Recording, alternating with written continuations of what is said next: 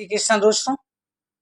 दोस्तों एकादशी के दिन भगवान श्री हरि की पूजा करने से सभी प्रकार के पाप ताप संताप दूर हो जाते हैं। भगवान श्री कृष्ण ने स्वयं कहा है कि सभी तिथियों में मुझे एकादशी तिथि प्रिय है।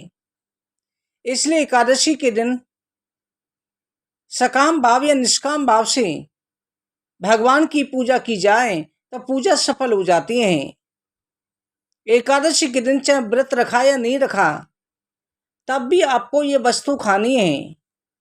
इस वस्तु के सेवन करने से दुर्भाग्य सौभाग्य में बदल जाता है। इस उपाय को ध्यान से सुनना है। संतान प्राप्ति के लिए ये बहुत श्रेष्ठ उपाय है। दोस्तों, स्नान के बाद शुद्ध होकर के सर्वप्रथम तो चाहिए भगवान विष्णु के स्वरूप सूर्य नारायण को अर्घ्य देना चाहिए।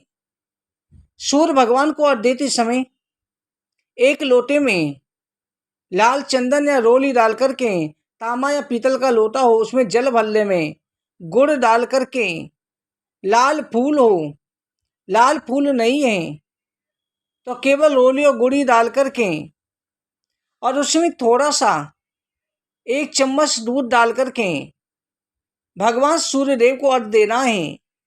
और उस समय पर 7 बार उच्चारण करना है।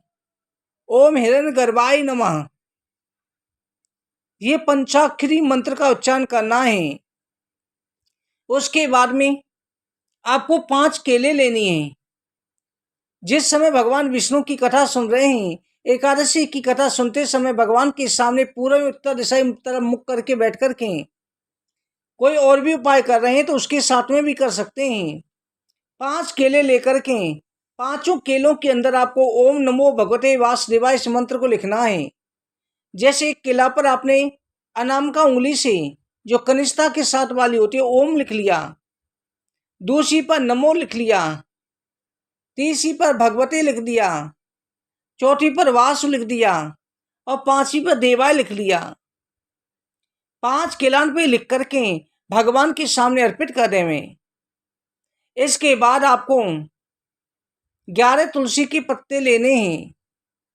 अगर तुलसी के पत्ते नहीं है तो केले से उपाय कर सकते हैं। अगर तुलसी के पत्ते उपलब्ध हैं तो 11 तुलसी के पत्तों पर आपको चंदन का टीका लगा करके और अपने सामने भगवान को अर्पित करें, मनोकामना बोल करके। इसके बाद आप जो है 11 बार संतान गोपाल मंत्र का जाप करें। ओम देवकी सुत गोविंदा वासुदेव जगतपते देमे तनेम कृष्णा त्वामं शरणम गता, इस मंत्र का जाप करके तुलसी के पत्ते तो भगवान पे चढ़े रहने दें। केलान में से 2 केला किसी कन्या को देनी है, उसमें से 1 केला गाय को देनी है और 2 केला पति पत्नी स्वयं ग्रहण करें। जैसे कई बार होता है कि बृहस्पतिवार पड़ रहा है तो बृहस्पतिवार के कारण केला नहीं खाते हैं, तो अगले दिन द्वादशी को ग्रहण कर सकते हैं। उन्हें भगवान के सामने रखा रहने दें और उसके बाद द्वादशी को अगले दिन जो तुलसी के पत्ते अर्पित किए हैं उनको धोकर के अपने ऊपर उस जल को छिड़क लें या उस जल से स्नान करें और तुलसी के पत्ते को आपको ग्रहण कर लेना है, प्रसाद में ले लेना है। इस उपाय को करने से देखने में छोटा है परंतु दुर्भाग्य सौभाग्य में बदल जाता है और संतान प्राप्ति की मनोकामना पूरी होती है। दोस्तों, इस उपाय को जरूर करें। वीडियो को ज्यादा शेयर करें, चैनल को सब्सक्राइब करें और साथ में हरिवंश पुराण की कथा अवश्य श्रवण करें। जय श्री कृष्ण।